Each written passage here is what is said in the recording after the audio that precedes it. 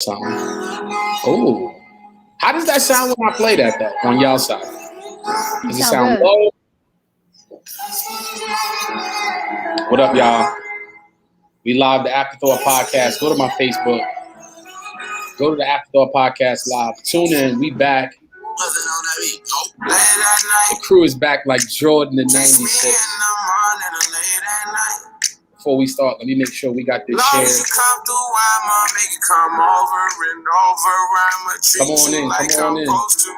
You better never make no time for these niggas. Cause when I ride, I'ma ride with you. I can't fuck with it's nobody. On my Facebook page. We are live. Share it right now. Or you can watch it on IG. But if you go on my Facebook, you'll see all of our beautiful faces. We are live right now. Let me just share it one more again. When they see me outside, I'm a high roller. I've been on a global jet, but nigga, I fly solo. And I got the Gucci splattered all on the neck. First of all, shout out to Robbie Ray. Fucked off of me, but I still gotta say, sure know that I'm the realest. She know I be speaking facts. She know that I'm the same nigga that was pushing cat. She know I got the game, but I've never. Come on in, y'all. That's right. That's right. We back. I know you like. Wait a minute. That's a notification. Is that? I know. Did you miss us?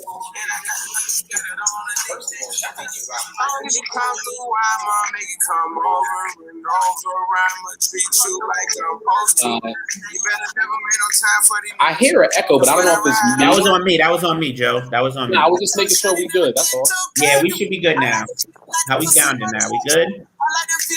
We good. I just shared it again. I was trying to make sure I shared everything, but I forgot I still have my volume up. My bad. We good. My bad. We live. What's going on, everybody? What's going on? What's going on? Come on in. Come on in. Y'all ready to do this thing? Mm-hmm. It's been a minute, but you know what? I'm glad to be back. So let's do this. Welcome. Come on in. Welcome back to the Afterthought podcast. I'm your boy, Joe Hill. We got Tiff Tonto back in the building. We got JP. The gang is here. How are y'all? What's good? What's good with y'all? I'm feeling good. I'm feeling great. So Can't hear you, JP. Oh, I'm feeling good. I'm feeling great. I'm feeling blessed, man.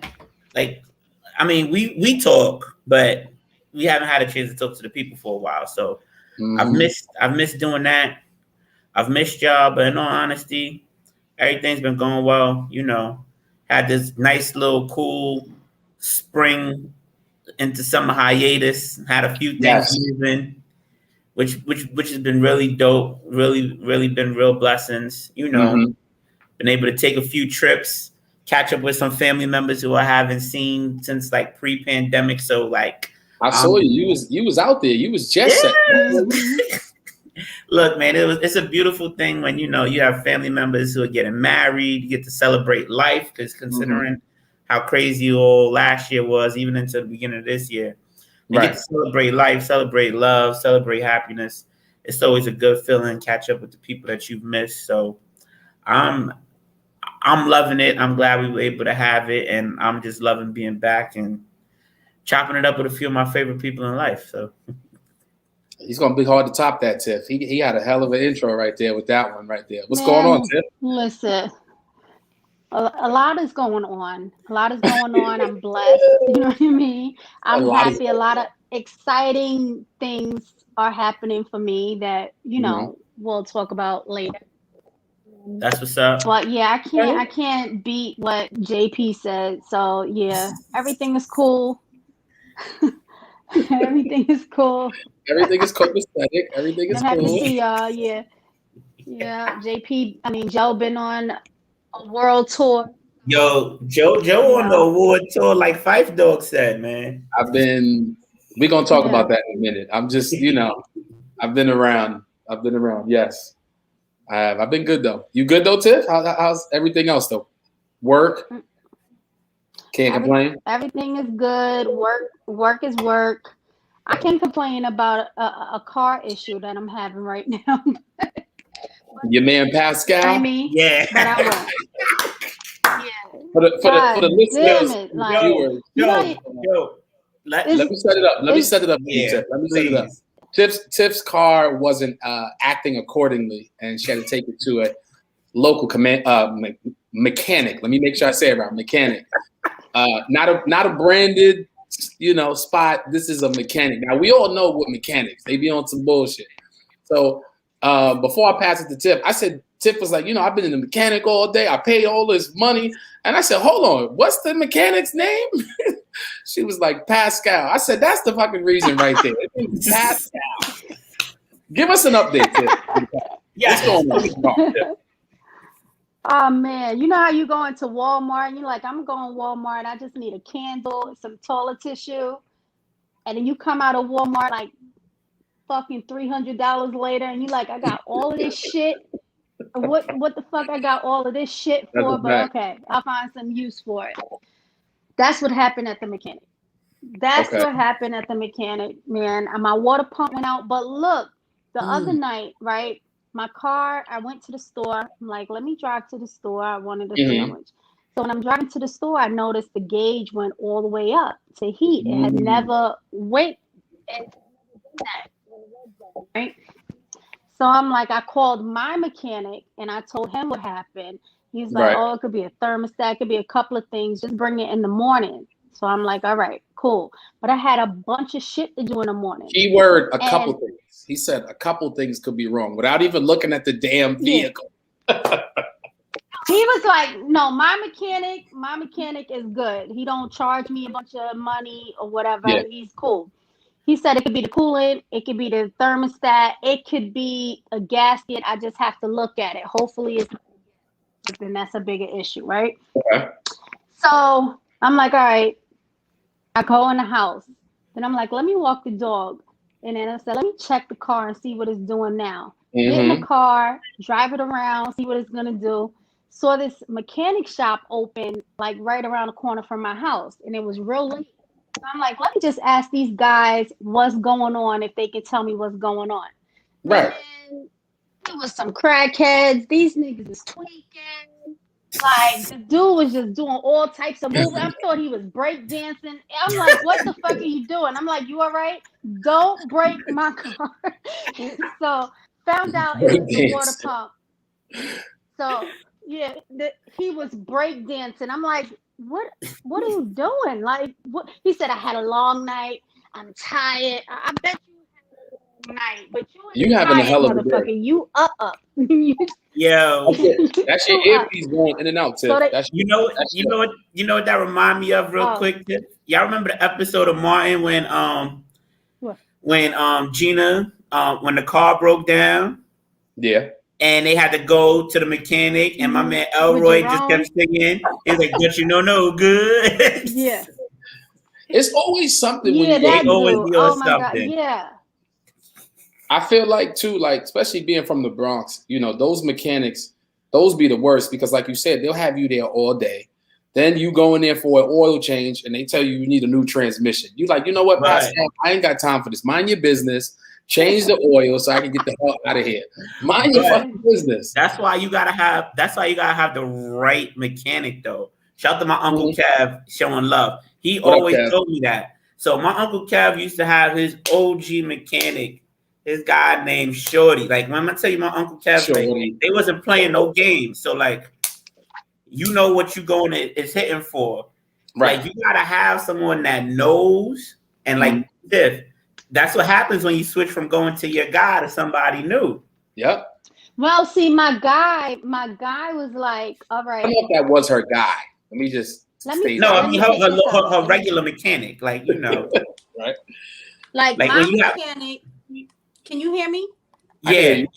All right. So my mechanic was like, well, he didn't feel comfortable because the timing belt needed to be changed with the water pump. And he's like, if you make one wrong move with the timing belt, that's it. The car is done. It won't move. So he was like, let me, go to Pascal. He's good. And he referred you. Yeah, he referred me. Oh. So my car already, you already in murky waters with that. You got referred. There's only one person I know named Pascal, and he played for the Raptors. So I mean, come on, don't make this shit bad, man. I'm hoping that my car is good tomorrow and ready to go. Okay. Well, that's good news. That's good news. Yeah. At least it's being worked on. Shout out to Pascal. If not, we coming to whoop Pascal's ass. Yeah, we coming to see you, Pascal. Pascal, you better have this shit right by 9 a.m. I'm gonna tell you one thing. I trust Pascal more than I trusted those crackheads because I'm like, this motherfucker. Of course. And then he was like, well, you can come in the morning, just come in the morning and I'll go pick them up and they'll work on the car. I'm like, okay. No, I'm not going you in the fucking. You got a lot of direction. That's all I'm gonna say. Well, I'm glad. Just tell me what the fuck is wrong so I can get to my appointment in the morning and get on about my day. So they put water in the reservoir so that it wouldn't overheat. So that's what I had to do, like a scrub, get a gallon of water, keep putting the fucking water in it so I can drive where I gotta go. And I'm like, I'm not bringing it to the crackheads. Janky mechanics. Well, I'm gonna say this. I'm good.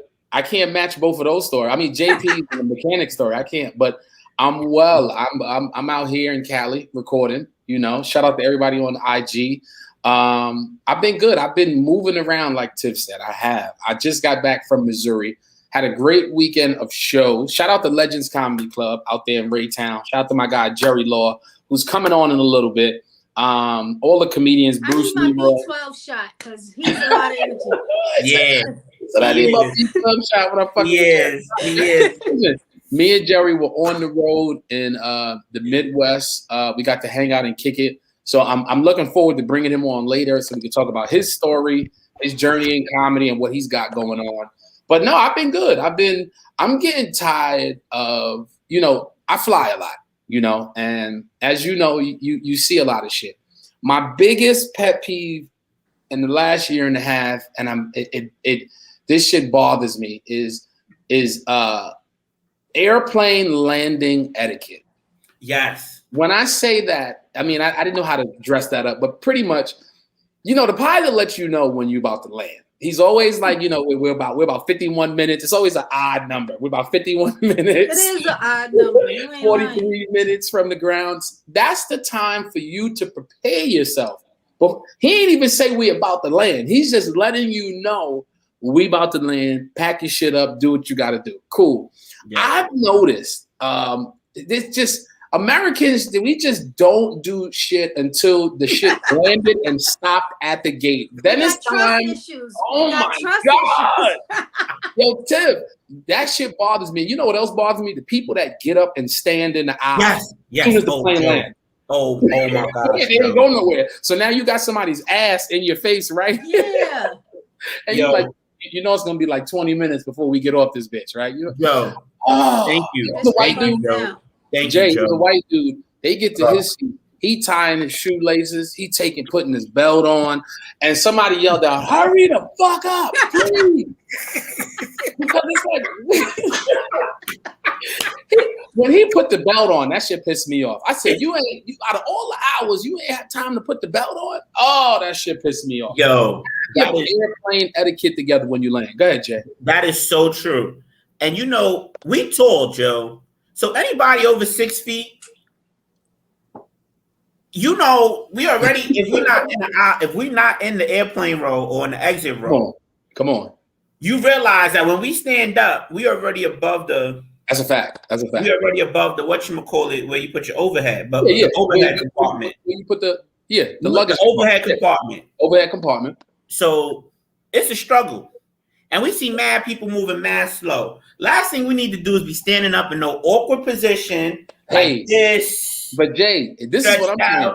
Imagine 30 minutes and you not moving. Imagine if you tried that bullshit on the express train from 59th Street to 125th, right? You wait till you get to 125th and you wait till the doors open to tie your shoe. Hell no. You be in Washington Heights doing all that shit. Definitely not. Get your shit together. You know what's coming. So when the plane lands, it baffles me that people, that's like 3 warnings already. Once they say we landed, it's just time to grab and go. Random question, T.I. What do you think about like when the people start? Are you like the person who like claps when the plane lands or no? No. What are we clapping for? What are we clapping for? That's He's my point. supposed to land That's the my fucking point. plane. That is You're what supposed to do your job. Like, you supposed to land the plane. Just hurry the fuck up. We don't need the extra. Yo. Let's go. I was watching on TikTok. There was a plane that was experiencing like real bad turbulence, like rocky shit was falling. The people were falling out their seats, and the dude, you know, he was black because he yelled out some shit like, "What is going on?" You're like, bruh, it's turbulence. Niggas can't tell you what's going on. Like, it's a plane going through clouds. Yo, and as you would say, talking about segues, I don't know if y'all heard about this. So recently, it was just on the news last night, and again this morning. There was an 18-year-old kid in Jersey who just got his pilot's license. And you know how you be having them little one-engine prop planes? Yeah. Like the joint they drove, they flew in Police Academy when they went to Miami. This is some janky thing. The Helen Keller plane. The little paper, I call those the paperclip planes. Yo, that's exactly. So tell me how a young boy, he 18, he just got his pilot's license maybe 10 months ago. I was watching it on Channel 2 News. The engine, he said, started having issues and the plane was shaking. So he's looking, thinking, oh, snap, I might have to like go in the water or something crazy may happen. Oh, he's flying the plane. He's flying, but something happened and he figured he had to drop. Yes, he was feeling there was engine issues, he was saying. So he has to do an emergency landing. But he's not near the airport or nothing like that. Right. My man literally on one of those Jersey routes, literally landed the plane on the highway. Yeah. Like landed the plane on the highway. Could you imagine you driving? Yeah, that's what I was going to say. In the motherfucking. That's what he was. Yo, it was a bridge. Like he was next to the highway. It was like a highway bridge and then the water. So now he sees, okay, there's a gap in the traffic.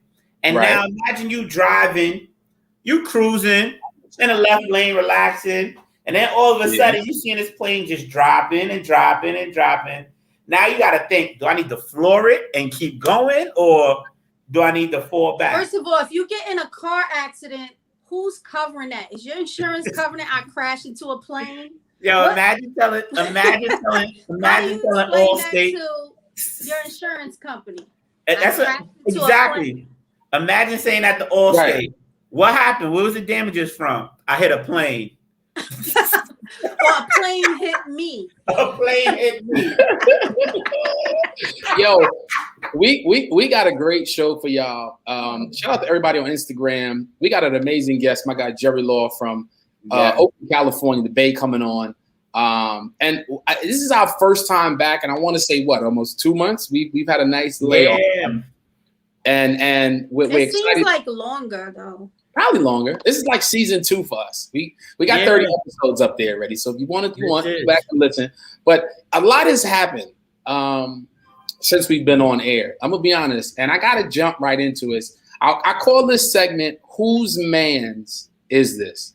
And I just want to, the best way for me to describe to all the listeners and the viewers out there is just to play the clip, and you tell me whose man's is this. He talked about Mr. Khalil Brown, my neighbor who stayed across the street. But if Mr. Khalil Brown was a help to them, guilty beyond reasonable doubt, they would have called Mr. Khalil Brown. But I called Mr. Khalil Brown to be a witness for me. And I'm asking to lie about one thing that he saw that night. Now, ladies and gentlemen, you are hearing an audio snippet from Ray O'Neal. If I'm correct, he was convicted of murder and he was defending himself. Now, again, this is nothing new. This is a case. This is something that we've all probably heard. But I listened to this and I was watching it and I couldn't help but like, you know, we love being loud and wrong. You know what I'm saying? Like, that is our shit. Black folks love being loud. And all he did was sit there, and the judge was just looking at him like everybody in the courtroom, like, what is happening? What were your thoughts on that episode? Oh, whose man's is that? Yo, I didn't know what the fuck was going on when I saw that. First of all, I'm like, the passion is there. You know what I mean? The energy is there, but I don't know if the words is there. I don't know what the fuck he's talking about. And he's going to jail. That's all I know. Yo, all I know is I said, listen, I didn't even have to say that much, but I ended up with the same thing saying he's going to jail. When I seen his haircut, the dreaded fro. Oh, God. I said the same thing. He's going to jail. People, they not listening to you with that hair now. You know, and you know when a nigga's lying because he start yelling and get louder and louder. That's how you know the nigga's lying. You're like, okay, I see what's happening here. Happening. But my question to y'all, why does this always happen in Florida? Because I think people in Florida are fucking crazy. Wow. Too much water. Specifically Jacksonville. Too much water around them. Something's wrong. Yeah, they are. They're around water a little too much.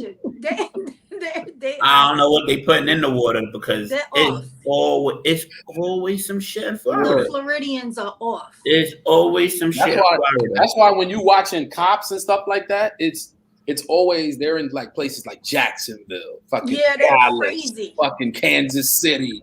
You know, you're like, damn, like some fucked up shit going on in these cities at night. Yeah, but those are incest babies. I know. Listen, speaking of the news, like I said, we got a bunch to catch up on. Richard Sherman, the what more can I say? NFL cornerback. He's played All Pro, Super Bowl champion. All Pro. He's actually a free agent right now. So I don't know if that played into it. But if you've been watching the news, there was a domestic dispute where the police were called to his ex-wife's home, and she, let the operator know that, he was out there banging on the door, kicking on the door. And then they released the ring bell, the doorbell video, and he was out there wilding, like trying to get in, trying to fight her uncle. And then it came out that he had a car accident prior to getting to the house. Like, I don't know if he was on his way. So, he had a bad fucking day. He had a bad day. But I'm not sure what state or city he was in, but how they do it. It was in Seattle. It was in Washington. It was in Seattle. But check this out. The judge only reports for domestic disputes on Tuesdays and Thursdays. So when he got booked, it was a Tuesday night. This motherfucker had to stay locked up until Thursday morning. So, I mean, listen, I don't condone domestic violence at all. Now, it's funny because he didn't actually physically put hands on anyone in this, but the word domestic violence, like we were saying, JP, like you were saying, it gets the bad rap right away because you assume he was putting hands on his wife or some sort of female or something. So it was more of a domestic dispute, and he was with his in-laws. With his in-laws, and he was at the home of their in-laws. Mm-hmm. And I think that, like, to what Joe was saying is that it's important that we're mindful of how we read or how sometimes the media can give different perceptions of the truth because they want to, like, it's a lot of things are clickbait. And while we're going to catch up on a lot of things we get to talk about, the news cycle sometimes can be very fast and other times it can be very slow. Yep, it definitely can. It can be very slow. And you got to think NFL, there's no training camp yet. The draft happened a long time ago. Yep. They need some sports writers need things. COVID happened. You know what all I'm saying? Of that. So now they're looking for things. So now when someone, even to the person who's not a sports fan, just the common, like common person see the highlight or they see the post online somewhere. Now it's like, let me see. And then we start feeding into all of this person is this and that person is that, or why did they do this? Or why didn't they do that? Like, the narrative gets written very fast. The narrative gets written very fast, always with domestic violence and things like that. So I feel you. I mean, it's not like the Ray Rice thing with the elevator, you know. Oh yeah, that was wild. I ain't trying to do no flashbacks, but yeah. Yeah, that was wild. So and then that headline, it kind of sticks with you. You know what I mean? So it doesn't matter, because a lot of people like me, I'm not gonna read it. I don't give a fuck. I don't have no interest. I'm just gonna say, oh, this guy, and I'm associated with domestic violence and not really knowing the story. So they know what they be doing. And you click on it. That's the thing. You'll click on it. That's the thing. And that's how they get you. But I think the headlines, and that's what their job is, to get your attention and to get you to feed in. So, I mean, that's kind of what it is. But I want to ask y'all, speaking of headlines, Bill Cosby is out. Congratulations. Yeah, congrats. You shouldn't have been locked up in the first place. Ooh. I mean, by the technicality of him supposedly granted immunity, he shouldn't have been. He shouldn't have been. So you're right. You're right, Steph. The way the world works and the way the powers that be work, they wasn't trying to hear all that. And he was, you know, he shouldn't have been in that situation from the jump. Let me just say that. You know what I'm saying? But isn't it crazy how we thought Bill was gonna be gone forever? I didn't think he was gonna be gone forever. I really just thought it was gonna be a situation where he was gonna end up dying there. Yeah, that's what I thought. Gone forever. But I didn't even think it would be long though. I really felt, unfortunately, I was like, once he did that, I thought he was gonna die quicker. Bill Cosby was in there doing push-ups and pull-ups, nigga. He was ready to come out. He's ready to get this work. No, because I really thought he wasn't going to last long. I really thought he was going to pass away, and it would have been very tragic to see. That's what I was scared for. To see now that he's able to be out, and as much as people sit here and say technicality or not, I know this is a very polarizing discussion amongst Black folk between age, generation. I know people tried to get at Felicia Rashad and her position at Howard, and people saying if they feel a type of way, give him the money back that he gave. All I'm going to say is this. To your point, Joe, the way the law is set up, he was not supposed to be locked up. My thing is, how are we getting like let's think about due process here. Forget how you feel about it. Exactly. Think about due process here.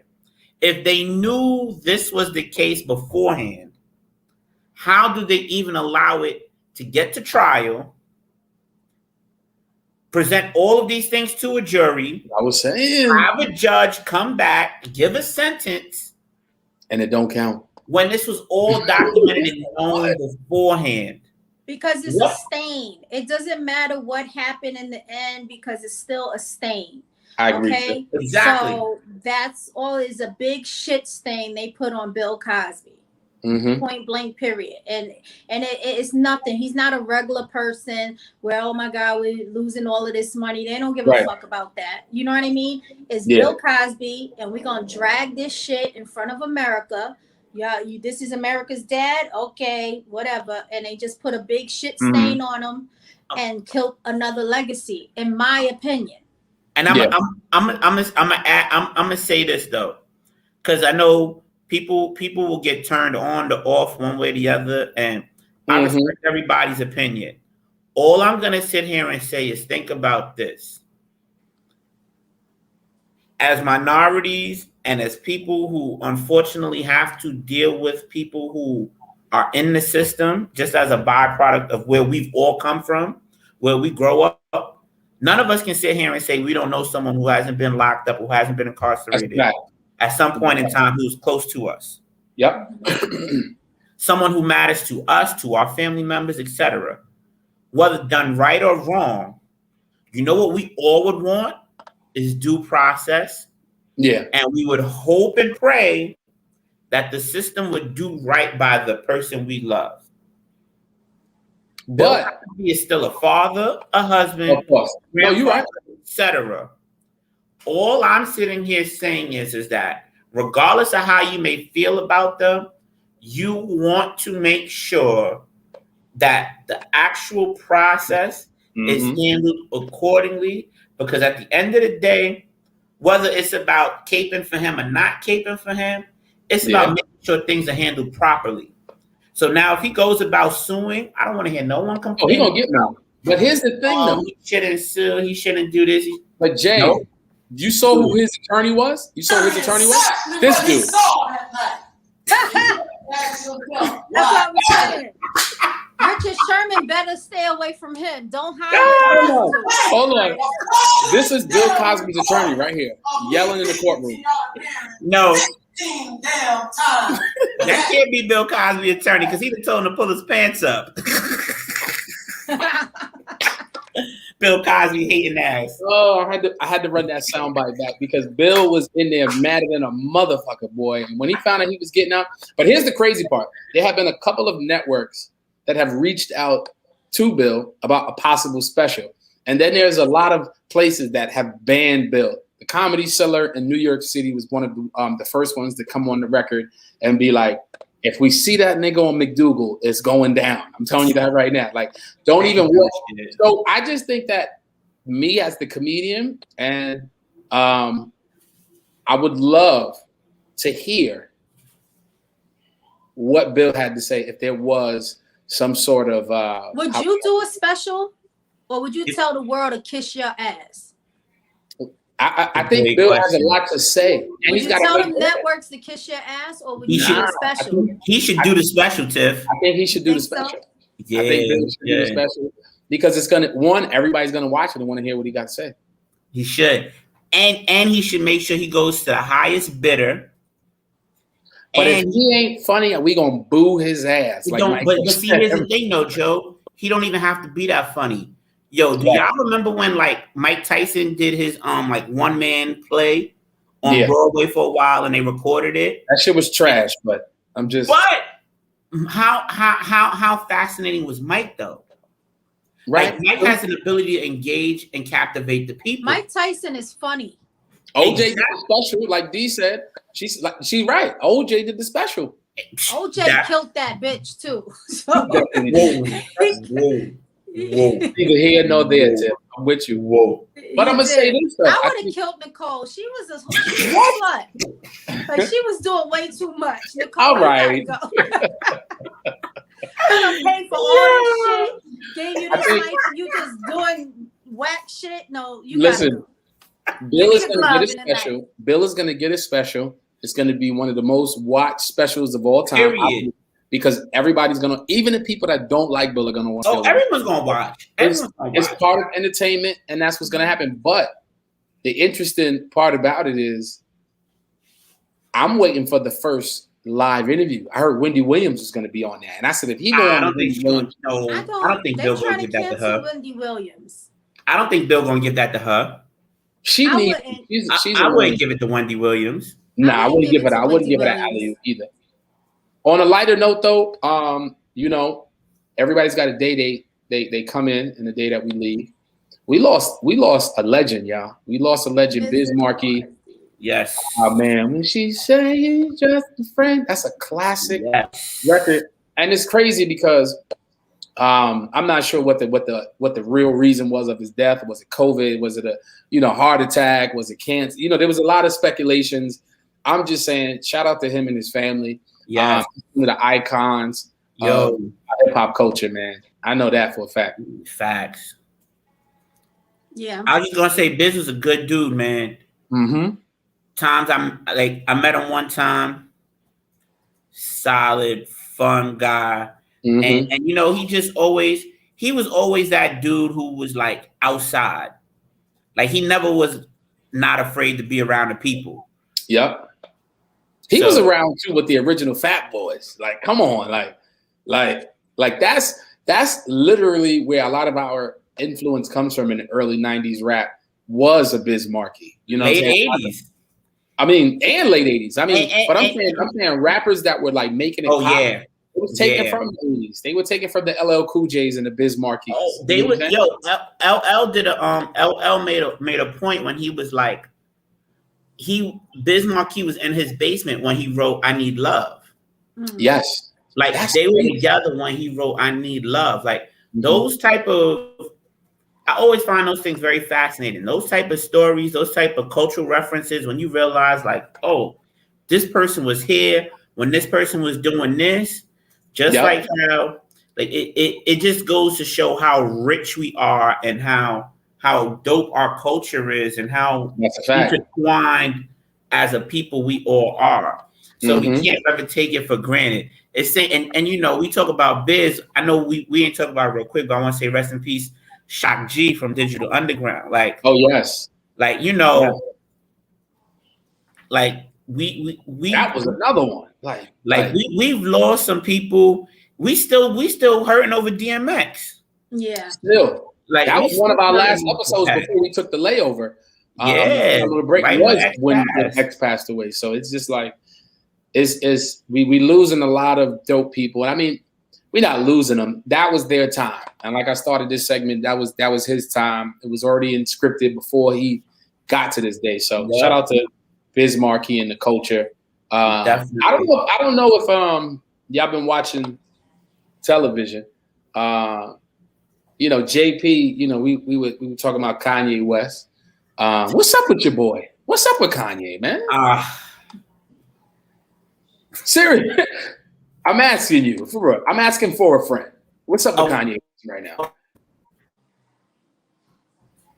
He got an album. I'm just gonna say this, and then I want to give this perspective. I want to say this: Kanye has a new album coming out, and it's named after his mother. Rest in peace to Donda. Okay. Kanye West has just created. Well, he's doing a big listening party out in Atlanta at the Mercedes-Benz Dome. Shout out to my cousin Doria, who'll be out there. D, what up? Tickets is like $300 a ticket, by the way. Yeah, those tickets are insane. He put about 5,000 tickets aside for students who are at HBCUs. Okay. Now, I understand his mother used to be a teacher. She was an educator. And I know he wants to sit here and try to prove that I care about my people. And I'm sure that this album is going to be very good. Like if I had to put my money on it, I think it's going to be a very good album. We're going to get a lot of the old Kanye that a lot of us have been wanting to hear. I'm missing the college dropout, the graduation. I think we're going to get a lot of that because he named this after his mother. But I just find that the timing of this and the convenience of this a bit, I don't want to say suspect, but it's questionable because when the man was just running for president and slavery was a choice, when he running up in TMZ, acting like he don't know how black he is. Where was that energy at, right? Where was all of that at? Well, being in the White House. Now that he divorcing Kim Kardashian, oh, it's a different story. But when you was busy giving her all them kids and talking about how she's the best thing walking around ever, Kim is single. Whatever happened to my guy who said when he get on, he gonna leave your ass for a white girl? Hold on, are they really divorced or is that like? Yeah, it's a dub. Okay. Right. Tiff didn't make a face. I was waiting for Tiff to. This is not Kanye's fault. when you get with them Kardashians, it's over for you. It's like you ain't get out. This is not his fault. Okay. So look, he let a motherfucker live. But Tiff, he knew. Welcome back, Kanye. We was waiting for you. we knew. Look, all the men that go to that side, they ain't right. Bruce is Caitlyn. Lamar's a crackhead. Like it's fucked up over there. Okay. Yo, everything plaid is not Burberry. Come on back. Yo, put that on a t-shirt. I'm putting that on a t-shirt. Everything plaid is not Burberry.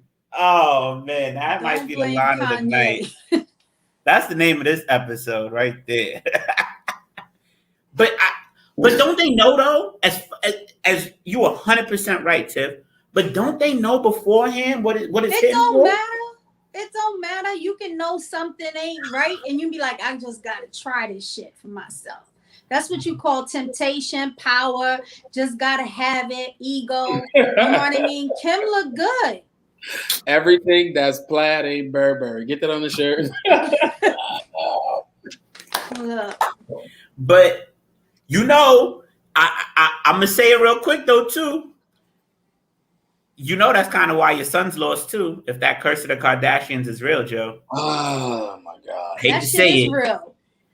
If Tiff said it's real, we're gonna talk for 2 seconds. 2 seconds, Tiff. The Hang on with us. Kardashians got nothing to do. Boy, Devin Booker, I hear he with one of the Jenner's Kardashians. All right, Joe. If you ever meet a Kardashian, just What stay the happened? fuck away, or you can find out. It's like meth. Don't fucking try it. Don't try it, because once you try it, it's a wrap. Out of all the drugs, she went straight might to not meth. come back. Meth. You might not come back. Damn. I mean, look, it's one of them things, you know, when you deal with the Kardashians, you already know it comes with baggage. So, hey, what can I say? I don't know if I can deal with one of them, but I should have put my money on the Bucks then if that was the case, right? Shout out to the Bucks. I got to give it back. Shout out to the Bucks. Giannis Antetokounmpo. Yes, real quick. Shout out to the NBA champs. Shout out to them. The Suns had it. They was up 2-0, and they just couldn't close it out. That's just what it comes down to. And I want to say this too real quick. Big shout out to Monty Williams. Oh, yeah. Like, you know, it's good when you see black coaches not only leading their teams, but handling themselves with grace, with class. Mm-hmm. And if you know that man's story, what he's been through. Lost his wife. His wife. If you could go on YouTube and hear the eulogy he gave about his wife, you could sit here and know that that man is cold. He's different. And he walked into the locker room of the Bucks after the game was over and congratulated them personally. What coach is going to do that? Like, come on. But you know what it is though? That's having a different sense of yourself. That's a fact. Like, that's being so comfortable in your skin, knowing that you know what, I may not have had it this time, but I'm not afraid to sit here and say thank you. And what he said spoke volumes too. He said, "You made me better. You made my team better. And you challenged us, and you did it the right way." It was still some bullshit. It was still anyone who played ball, Joe, we coach, we played, we win, we lose. I don't want to talk about it, JP. It's still fresh off. I still got to open. I just want to sit here and say respect to them. Definitely. And your boy CP3 still paying for what he did to Julius Hodge. Go to the Lakers, CP. The Lakers. Go to the Lakers. Go to the Lakers. It's still some bullshit. But you know what? Speaking of bullshit, yes. I've missed this segment because I've seen a lot of bullshit. Now, whenever I see some bullshit, I always think of Tiff because I'd be like, ain't that some bullshit? So, without any further ado, I know you got something hot off the press. Talk to us what you got in the chamber. I don't know if it's fake news, if it's a meme. I don't know. You just never know what's real, what's not. Go ahead. Or, on Facebook. But I saw a newspaper article, a headline said this married couple was together for 10 years and they never had sex. So what y'all think about that? I think that's some bullshit. Somebody is fucking something, or somebody they just not fucking each other. What y'all think? Hold on. 10 whole years? 10 years. I think a Joe County that fucking a one cat somewhere, or like something's going on. 10 whole 365 days in a year too, right? Times 10. 10 whole years? 10.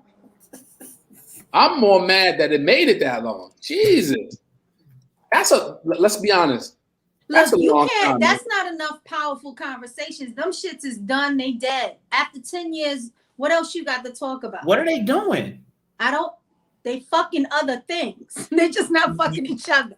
Yeah. There's no way. I mean, I could be wrong. What do y'all think as men? I agree. The only reason I could only feel like they stand with each other has to be for like the benefits or just the security, or like, how they always say it's cheaper to keep her and vice versa. So I think they might just be in a sense of whether they cohabitated and there were benefits. 10 years, Jay? 10 years? But you can make that agreement if you don't actually like a person. They looked fucking happy. They looked happy in this. But nah, 10 years, shit. I don't know. 10 motherfuckers can't even. I know couples that can't go 10 days. I was about to say the same thing. Well, I think they probably fucking kidnapping kids. They doing some shit. 10 years? They doing some other freaky shit where they don't need each other sexually, but they using other shit. They have other vices. When she talk like that, Tip, that sound like a Law and Order SVU episode right there. As soon as you said it, I was like, what about Ice-T's baby going around? Why does that baby look just like Ice-T though? I don't know, but she shouldn't. She shouldn't. If I was that baby, I'd be like, do this shit over, all right? Do this shit over. Like, no. Listen, there is a such thing as some ugly babies. We don't talk about it enough, but there's some babies that be looking like truck drivers out here. Like, come on, man. Crazy out here. And it ain't, how can I say it's not appropriate as adults to be like, damn, that's an ugly ass baby. But I think we got to start talking about babies that don't look so cute all the time. See, I'm not going to call the baby ugly, but I'm going to say it's funny looking. So that's interesting. Interesting. Huh. How you going to say, your baby's funny looking. Yes. That's just worse than ugly because you bullshitting. You're bullshitting. Just get right to the ugly. Well, at least you know how I feel. I'm trying to find the word. I mean, that's Ice-T though. You know what I'm saying? Like you look too much like him. Oh my God. Yeah. We got my guy Jerry Law coming in about 15 minutes. He's gonna pull up on us. We're gonna interview him. Shout out to everybody on the check-in on Instagram, Facebook. Jerry's funny, man. Oh, Jerry's stupid, man. He's a ball of fucking energy. I'll tell you that. Yeah, y'all better get your popcorn ready and get your water ready.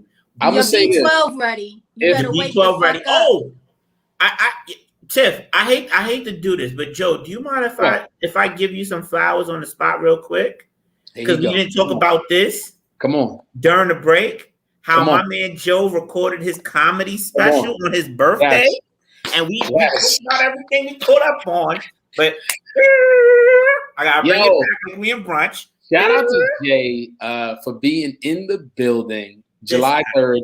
I filmed my comedy special, The Art of Not Giving a Fuck, at the Triad Theater. 40 minutes of fire, 2 shows, 2 similar sets. Both shows were phenomenal. That first show energy was crazy. Not I watched 2 months to Jamaica.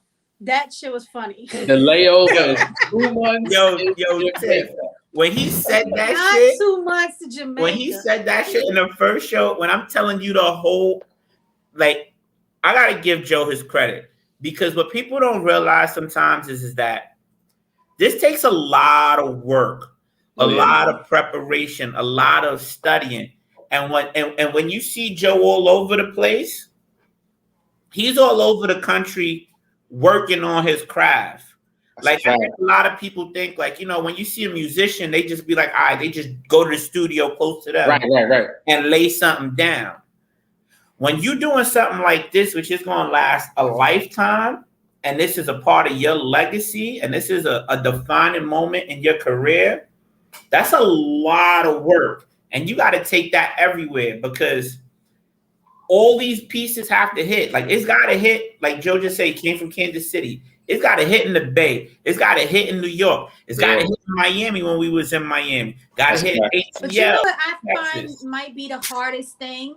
Like, just being an outsider looking in. For entertainers, I give entertainers so much credit and respect, especially stand-up comics, because you have to be able to turn it on all the time, no matter what. You got to bring the energy, and that shit is not easy, because sometimes I can't turn it on for this podcast, so I can't imagine being a comedian. Like, god damn, so much is happening in life, and now I got to get on this stage and relate to all these different people in the room, and I got to feel it so that it can come off organic.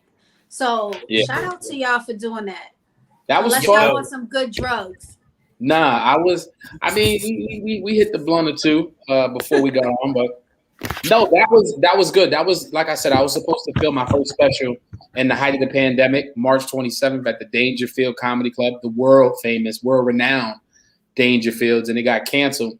So for me, it felt like an old special that I had to film for the first time. So for me, I was excited that it's over because now I'm looking forward to putting it on a platform so folks can, watch it on demand and monetize it and, put the art out there. So it's coming. We just trying to find the right platform to put it on. Maybe Amazon Prime. We'll see. Yeah, I think you should look into Tubi because Tubi has a lot of independent films on there, and I don't think I don't remember seeing any stand-up comedy on there. I can't remember, and I think that's some like the underground comedians. But also too, at this point in the game, everything you do as a comedian should be monetized. Let's be honest. That free this, free that. If you're recording a special, don't put it on. I mean, YouTube, yes, because depending on your platform, you got your viewers, but why not put that on a monetized platform and get paid per view? Then have YouTube control how much you're gonna get and when you're gonna get it. So that's big for me. And you deserve that. And I'm gonna tell you why too. I think you're doing the right thing by taking your time. I love the fact that only us who were there, who saw it, know. But but what you have the advantage of too is you're gonna have this organic groundswell because both shows hit. Yo, Tiff, when I was at that first show, and I tell you the energy was through the roof. That first show was through the roof, and I don't even want to hear it because I'm jealous. But to that point, what I think is so dope is that you can now, like when you have this, Joe, you can dictate your narrative. Accordingly. And you can take your time and you have this organic groundswell, which is what I was saying, of everyone who was in that building who's going to tell a friend to be like, nah, motherfucker, this the shit right here. Also, too, and it's not even us pumping you up. It ain't no one gassing you up. He ain't need no laugh machines. That shit was loud as fuck. I don't need nobody in comedy to validate me whether or not I'm funny or not. Like I don't really care for that. I know I'm funny. I know I'm the funniest Joe Hill. I'm trying to be the funniest Joe Hill I could be. And that takes time, preparation, and traveling and perspective and honing the craft. But, I've taken that set to Kansas City. I've taken that to Colorado Springs. I've taken that to Miami. I've taken it to New York. I've been moving around like crazy in the last year and a half. And it hits everywhere I go. So I'm only concerned about making the right strategic moves monetarily because this is an art. Folks be ready to go pay for Jay-Z and pay $85, $90, sometimes thousands of dollars for tickets. So I want to make sure when I drop this, it's on the right platform that benefits me. Because Joe, can I say one thing? It should be like a network just for comedians, like a comedy network. There are. Mm-hmm. What's his name, Tiff? Sorry to cut you off. What's his name? Byron Allen? Byron Allen. Mm-hmm. Byron Allen definitely has one of those. I'm about to send it to Byron Allen for real. Just like a black-owned joint like that. Yeah. Exactly what you was talking about, Tiff. But I'll watch that shit all day. I think those platforms need content too. Mm-hmm. Mm-hmm. Like they need content. Yeah. With everything going on, I just feel like you got to stay ready. And to shoot that, I'm looking to do something at the end of the year, a little special. So we building up for more. Content is king. So that's that. I mean, if you missed it, don't worry, it's coming. We're going to have it out soon. I got shows coming up in New York City, actually, July 30th and the 31st. I'll be. July 30th? Yeah. July 30th. Yes, there's 30 days. We in July? We in July. I don't know what the fuck day it is. We on July 21st. Okay. On the cusp of the end of cancer season. It's coming to an end. But no. Season. Time out. Are those what I think those are, JP, in your hand? Time out. Yeah. And I'm gonna tell you why I kept them in the stash. Time out. Is that those Delta? And those ain't even the bites. Okay. That's the full. Those are them cookies, man. Those are them Biscoff joints. Yo, Joe. And I'm telling you, So here's the thing. Turn it, You know turn how it, you to the side. So there you go. Turn it. There you go. There you. That shit is fire.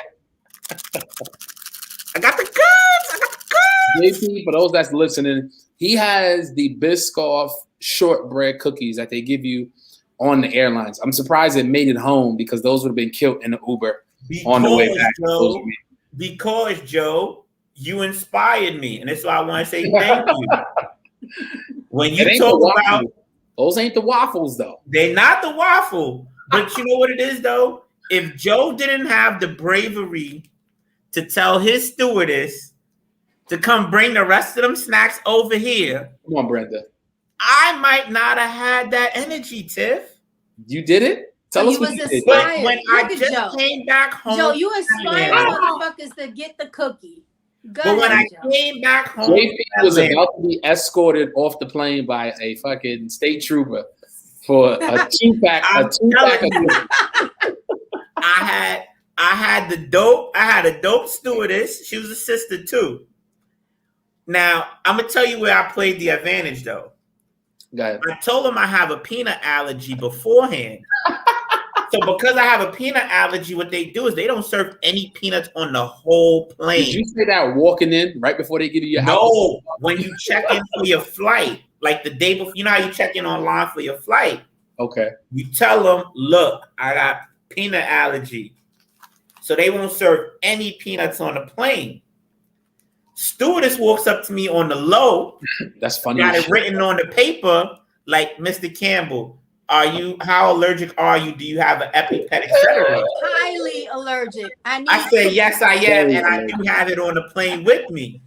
So she's like, I got you, bro. No worries. We're not serving no nuts on this flight, period. I'm like, appreciate you, sis. So now, snack time come around. He hyped with his little extra. Get my ginger ale. I'm lit. She like, what you want? Two cookies come with a story. God, cookies. I said, I want the cookies. Now, since I can't have none of the other stuff, she's like, I want to make sure y'all good. So she slide me a couple extra. Do you remember her name? What was her name? Damn.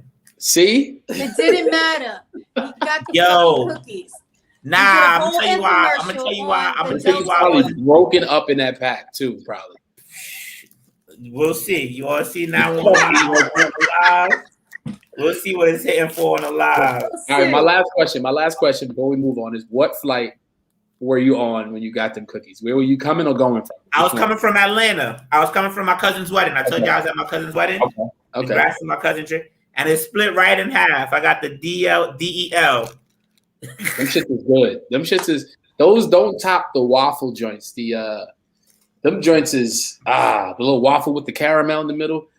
And I heard they got them at Target. So I'm like, why nobody? Well, Delta gonna give me a whole bunch of those because guess what? They had me on hold for 2 fucking hours. Okay. Yo, and then the lady hit me in the morning. She texted me in the morning, like, do you still need help? Bitch, it is 7 hours later. Fuck you. I'm at work.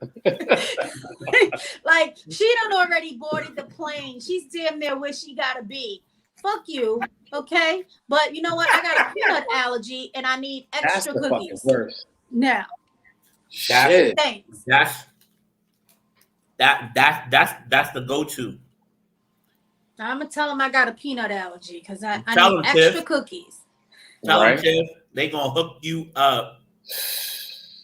Them snacks on the plane is fire. Speaking of snacks, not really a snack. I mean, when you smoke, you get the urge to eat a snack. But I'm going somewhere with this. Sha'Carri Richardson, banned from the Olympics. We all know, we've been listening to her story. I didn't think they was really going to ban her. Now, those that don't know, she was in a qualifying race to qualify for the upcoming Olympics. And, she killed it in the qualifying, right? Had like the best score, set a record. Turns out they found out that she had at some point hit a blunt and pretty much, the Olympics, when they say you can't smoke on some shit, you can't smoke it. So let's be transparent. She hit the blunt because she thought her mother passed away. I was gonna say it, but JP with the alley-oop. Oh yeah, we get it. We get it. You know what I'm saying? It's Layla, one of go the get things. my candy bar out my you know purse. Sorry. But trying to get a snack. Layla. Sorry. Shout out to Layla. Hey Layla. I know. What up, Layla? I got my peach here. You know, I'm still working on it. But I think she'll come back in a couple of years and get herself right. And I think she'll be better than ever. So shout out to her. Shout out to her team. It's one of them things that's actually decriminalized and hella states already. So it's one of them things. I don't even know why it's even a thing. So why you can't smoke weed in the Olympics? Why? Because I don't. Well. Before because it's definitely not a steroid. It's not going to enhance anything. Before JP gives you the actual reason why, I just want to say she was running with weed lungs and she set a world record. Can we just talk about that? Let's just. So I'm just saying, even though she did something so wrong, I be huffing and puffing trying to play ball when I'm high. You know what I'm saying? Like you be like, damn, like she was setting world records. So, but go ahead, Jay. And then we got Jerry Law in the building. He's getting ready to come in here. But go ahead. Okay. Well, long story short, JP and Joe said hi. She said hi. Hi. Hi. That's what Joe said. Joe said hi. You do. She said stop. Stop. It looked like she did this. Stop. And shout out to her doing her thing on the track as we talk about Sha'Carri. But yeah. I just want to say this. What people have to realize is that the reason why she got banned has nothing to do with what we think about weed here in this country. Mm-hmm. It's about the rules internationally. Mm-hmm. The way the Olympics are governed is not based on anything that we do here in any 50 states, even though it's legal in the state she smoked it in. So she has no charges or anything against her. The Olympics are governed by a United National Federation body known as the IOC, the International Olympic Committee. Just like how in the United Nations, there are certain rules that if a country violates, whether it's during war, whether it's how they treat certain prisoners, that they feel that there are repercussions to it. So you have to understand that because you're dealing with a body that has how many countries that are all a part of the Olympics? Hundreds. These are voted on and agreed upon amongst the collective. While even the USA, while USA Olympic team may vote against it or disagree with it, it's still something that the IOC can vote and agree upon because, to be honest with you, there are still a lot of countries who are still very taboo about weed and marijuana and whether or not it's acceptable or not. Right. So we're fighting against an antiquated and older system. So everyone complaining, it's very outdated. So everyone complaining about it, like everyone's right. Like all of us agree. Like we talking about her being like, now don't get me wrong. For her to pop up positive on a piss test for weed, she was blowing it down. It wasn't like she just hit a joint or two. Like she get lit. Yeah. But it's also scary. But so did Michael Phelps, right? Well, no, he was pictured with it, and then it was after the fact. Oh.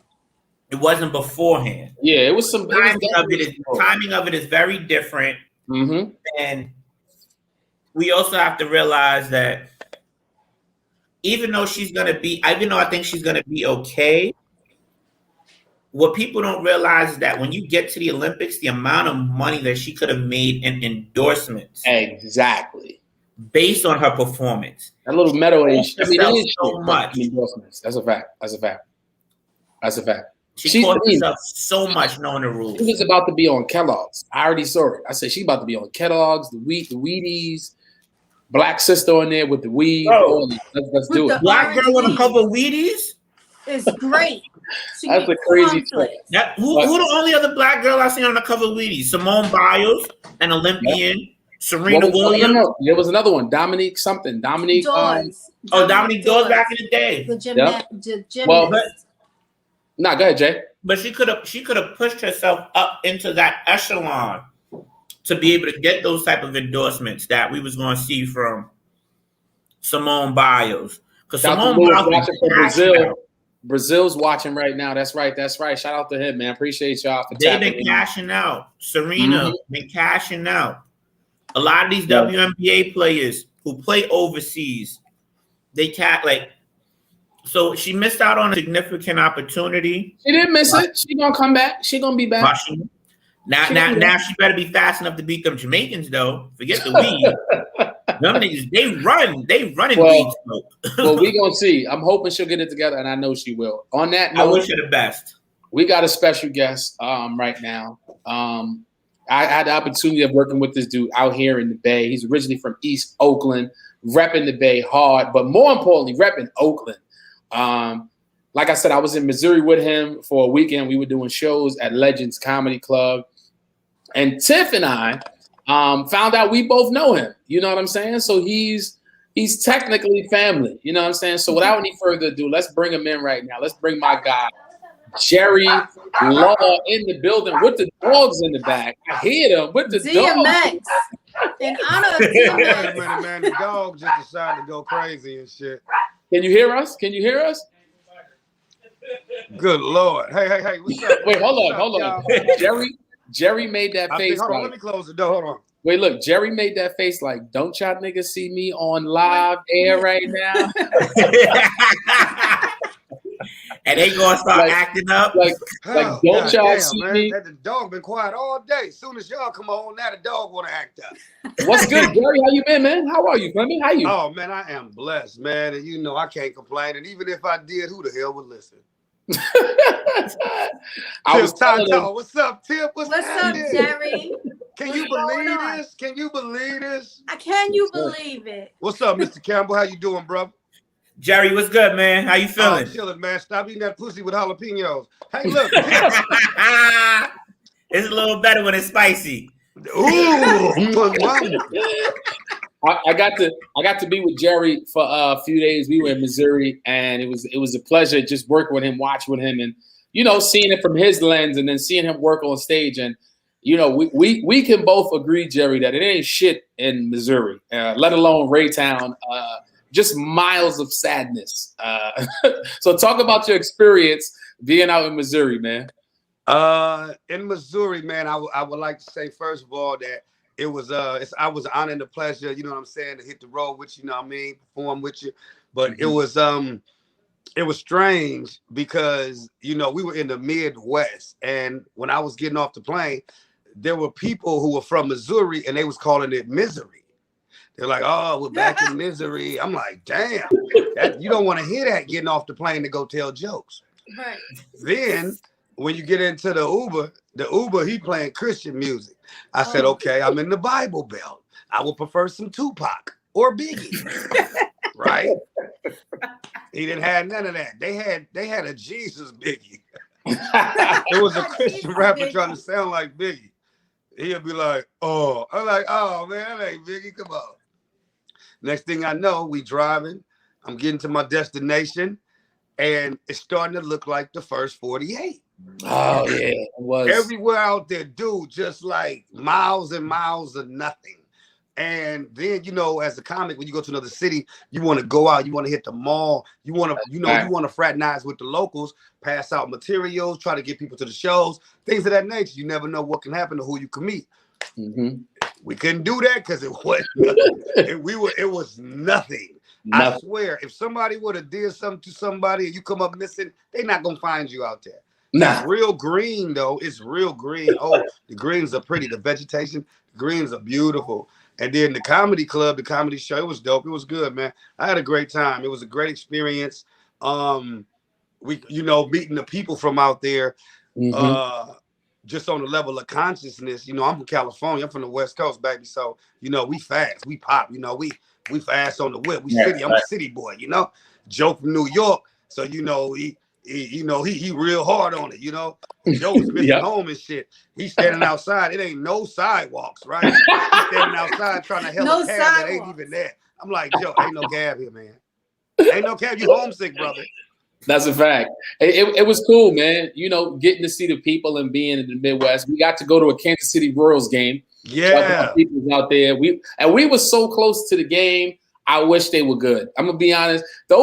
We were literally behind the catcher's home plate, and I said, "Damn, I wish this team was good." Because the Orioles were on their ass the minute that game started. It was over. Yeah. But it was good though, hanging out with the guys and being out there. So that was a dope experience. But comedy is kicking in the Midwest. It's popping. I ain't going from. Yeah. It is. They have an opportunity to be something great, to do something real great, as long as they include us, of course. Of course. Because without us, shit gonna fail. I'm just saying. No, you're right. You're right. For those that's listening, Tonto, man, hold up. Damn, stop the press. Go ahead. Yourself to fine ass Tip Tonto. You feel me? The New York Knickerbocker. You feel me? Definitely is. What's up, Jerry?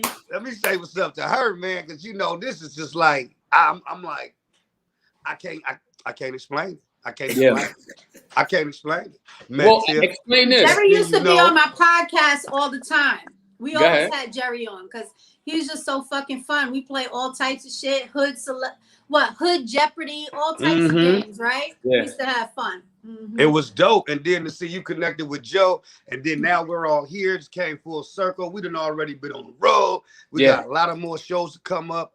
Everybody's going up. You know what I mean? Like, damn, it's a blessing, man. And speaking of full circle, I got to talk to you a lot. And every comedian has their story. Everybody has their own origin story. We call it. We've had enough time to talk. And I want, for those that don't know you, tell them a little bit about how you got into comedy, a little bit about your origin story, and how far it's taken you. Okay. Let's see. Comedy. Oh man, I could pop my chest. Hold it. Oh my bad. I just found that out. Y'all just shared a moment with me. Indeed. Okay, cool. So I've been working out too, And no, what happened was with the comedy, I actually started comedy inside a California prison. I was incarcerated. A lot of people know my story, especially from my city, whatever. I was incarcerated for, I had a 15-year prison sentence, and I completed 13 years straight, you know what I mean? Got out, and what happened was I had been told all my life that I was funny. You should be a comedian. But, who knows how to start being a comedian? Who knows that? I'm out here, West Coast in the streets, so I wasn't thinking about being funny or nothing. Life just happened to be funny sometimes. And I guess my perspective and the way I saw things, it'll have people just like laughing. Like I could be dead serious and they'd just be laughing. I'm like, man, I'm serious, man. And so I was like, damn. So I was in prison. I was in there for about 6.5 years, maybe. I think I had like 6 or 7 years left. I was in a prison in California called Old Corcoran. And so it was a brother there named, his name was William Cavanis. He went by the name of Kill. He was from 120 Raymond Crib, you know what I mean? So me being from the Bay Area and him being from LA, we really I would never meet that dude had not been in prison, you know what I mean? Right. So he had told me, he was like, man, we was walking to the to go eat one night. We called a child. So we walking the child around spinning the lap, right? And he was like, man, he just grabbed me by my shoulders, right? He just turned me. He was like, lucky. He was like, lucky cuz. He was like, listen, he said, how long you got? I said, boy, I got about 6-7 years left. He was like, nigga, when you get out, go be a comedian. He said, go be a comedian. I'm like, go be a comedian. I'm like, you know what I'm saying? I'm still on some little hood, some street shit. I'm like, what? I turned into DMX. Hey, yo, dog, I ain't finna do nothing. Hey, shit funny, yo. You feel me? You know? I was on my DMX. You feel me? I was, hey, yo, me, bitches, street bitches. You feel me? So I was still turned up, but he was like, man, go be a comedian. And then his next words spoke to me. He said, man, I've been locked up 27 years. He said, I got life without the possibility of parole. I'm going to die in here. He said, make me a promise. He said, man, go be a comedian. He said, dude, I don't watch TV all that time. He said, you the funniest motherfucker I done ever came across. He said, you funny than all them cats on TV. I'm like, what? He was like, make me a promise. So I gave him my word. I promised him. Now, in prison, your word is all you got. You got your balls in your word, literally. If your word ain't shit, man, you get cashed off and anything liable to happen to you. Mm-hmm. So I gave him my word. Now, upon my release, I was already enrolled in community college before I even got my feet on the streets. And that was simply because I was, you call me a political prisoner. I was just on my shit. I know about the law, everything, right? Mm-hmm. And so I had a radio show at the college called Chabot College, and my radio show was like 6 hours, so I had to do clean. So that's when I start interviewing all the rappers, because I noticed that the rappers, they be in the clubs, they had all the girls, they had crowds. So I would interview the rappers, you know, get them some shine, get them some footage and shit to throw out there. And so what happened was people would come in there and I'm interviewing them and they'd be like, man, you hella funny. It was like, you made him laugh, man. Like, he killed 10 people. Oops, can I say that? I'm like, can you say that? Y'all got to go. You killed 10 people? And I'm like, damn. He's like, man, you hella funny. You made him laugh. So I'm like, okay. And then there was some little youngsters and they, it was Ben, Mikey J. Starks, and another cat named Mikey. And they was like, man, you want to come to the, they was like, we can help you out. You come to the Brainwash. It was an open mic called the Brainwash in San Francisco, ran by what's his name, Tony Sparks. Brainwash no longer there. It was ran by Tony Sparks. I went over there. I did 2 sets, and they could give me like 5 minutes. I got off the stage in 2 because I didn't have shit. Everything on the run across the Bay Bridge, I'm thinking of hella jokes, what I'm gonna say. I got all this shit lined up, you know. When I got on the stage and got that mic, I went blank. And let me tell you, people out there in TV land, there is a space in your brain. When I say blank, like there's nothing you can grab, nothing you can reach. You just, they looking at you, you looking at them. You like, who? Yeah, all right, enjoy your night. Give it up for your host. You know what I mean? So I got off the stage like that. Thanks. I was like, hell no. I got off the stage because I wasn't finna stand up there and embarrass myself. And I did that twice. And I was going to school, and I went to Chili's. I was going in to have a drink after the radio station, and this what got me to pursue comedy 100%. I ain't never told this story. There's a female on my Facebook page. Her name is Erica. We're sitting around at the bar. It's me. It's this white guy. It's Erica. I didn't know her name at the time. And there's a couple of other people. We're just sitting around the bar, right? Right. And there are 2 old white people. I'm talking about, like they used to say, nigger white people. Like they old. You know what I mean? Nigger. And they were sitting there. So with the R. With the hard R. The heat, the hard R. Right? And so they were sitting there. So we all talking. And then I'm talking about how it was in the old days. And I'm talking about how it is in the new days. And I'm talking about how, because I had met I was fresh out of prison. So this girl was like, follow me on Instagram. Instagram had just got big. I was still on Facebook, you know. So I hit Instagram and I followed her, and she was on the sink with her ass cheek, like cocked on the sink, taking the picture. And it just blew my mind. I'm like, damn. Because back in the day, you would have had to take a bitch out. You got to spit some tight game. You got to show interest. You had to do shit before you could see a booty cheek. You know what I mean? Or some titties or something.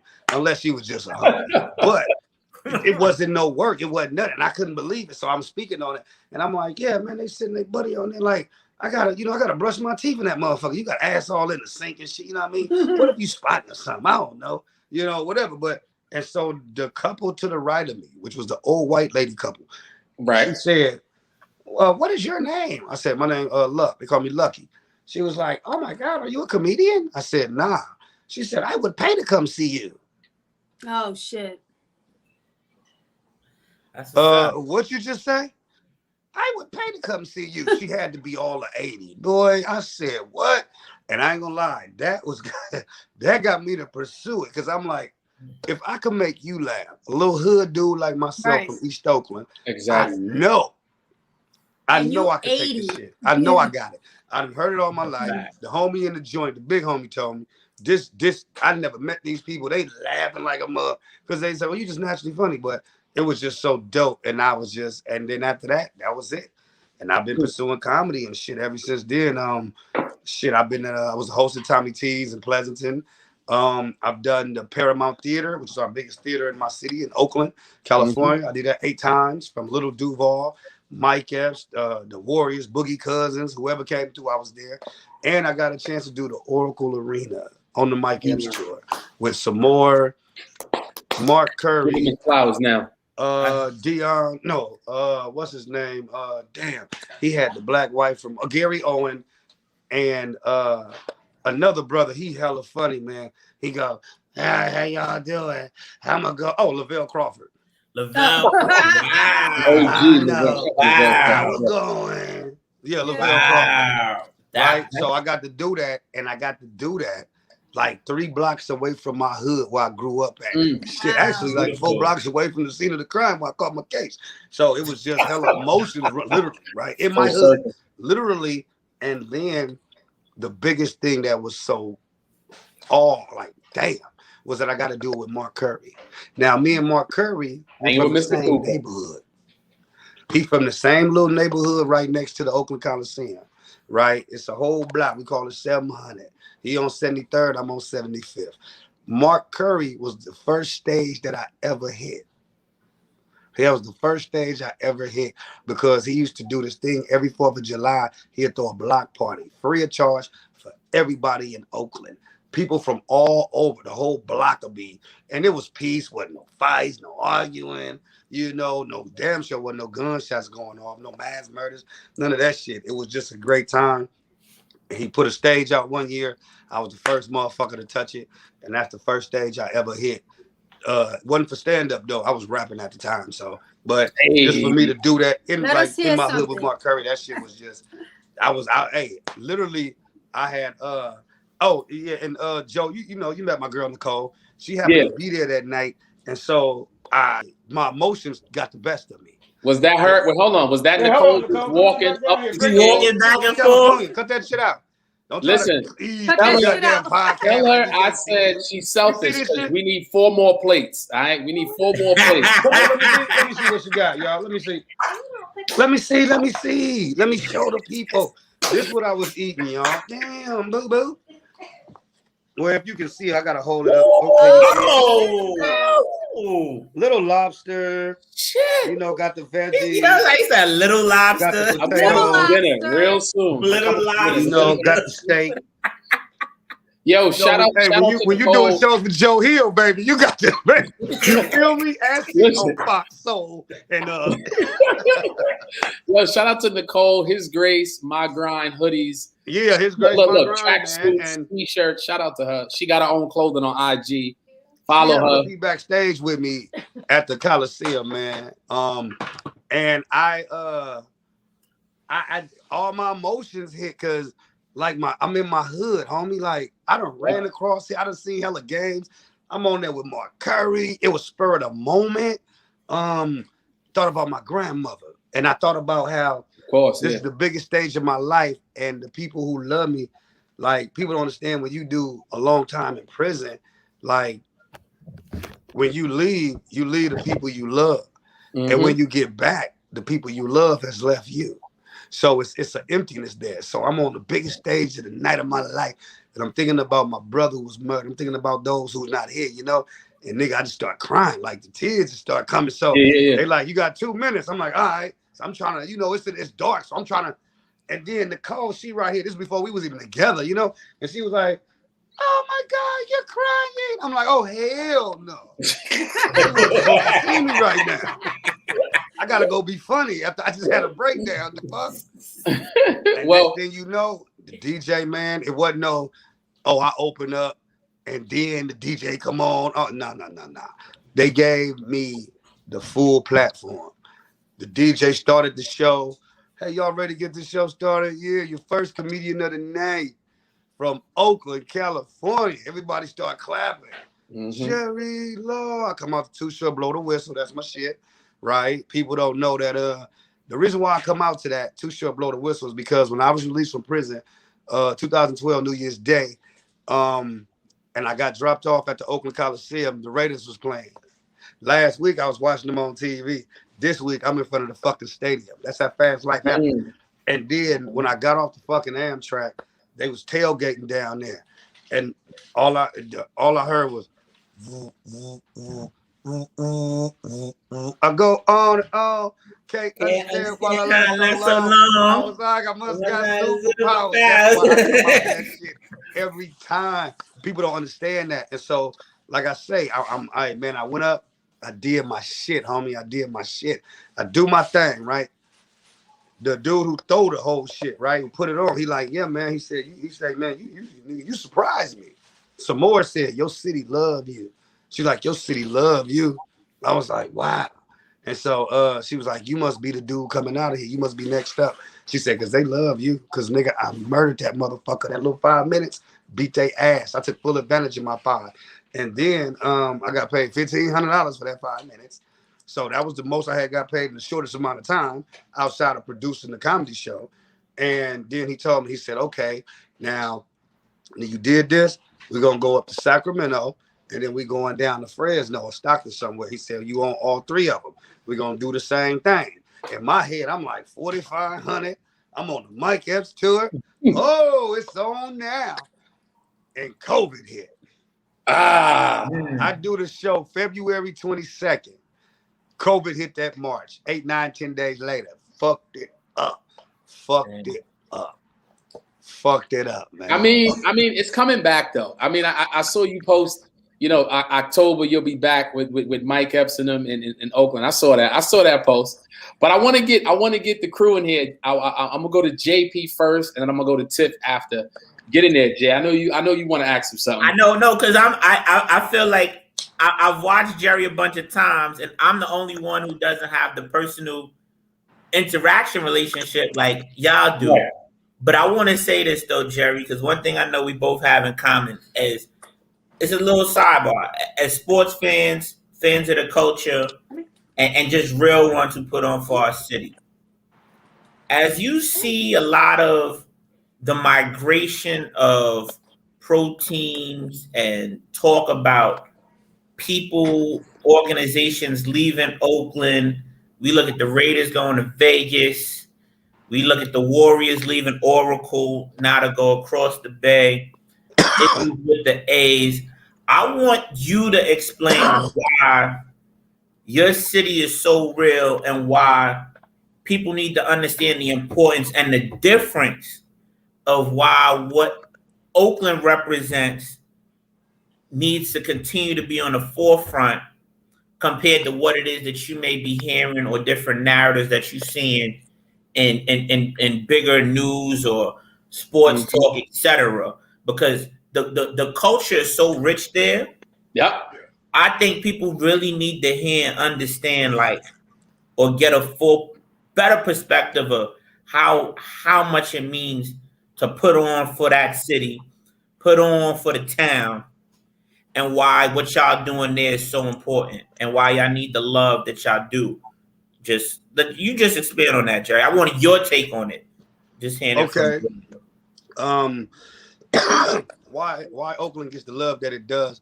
Oakland gets a lot of love and respect because we were not only Chocolate City, but this is the home of the Black Panthers. Black Panthers, spawned at Wakanda Forever. You know what I mean? Whole movie, man. It was dope. Take the brother. He was from Oakland. So Oakland is rich in pride. Oakland had all the comedians. We had singers, you know what I mean? Groups. Oakland was always rich in culture because it was the Chocolate City. For some people, it could have been the Harlem away from Harlem. You know what I mean? Like wherever it was a large group of Black people. And so what happened was the South, people were migrating from the South over to California. They came to the Bay Area for the jobs. My grandmother, she was from Louisiana. She met my grandfather, who was from Chicago. So everybody coming from back east, back south to the West Coast, they're trying to get these jobs. The canneries closed. Police brutality turned up. The Black Panthers were formed.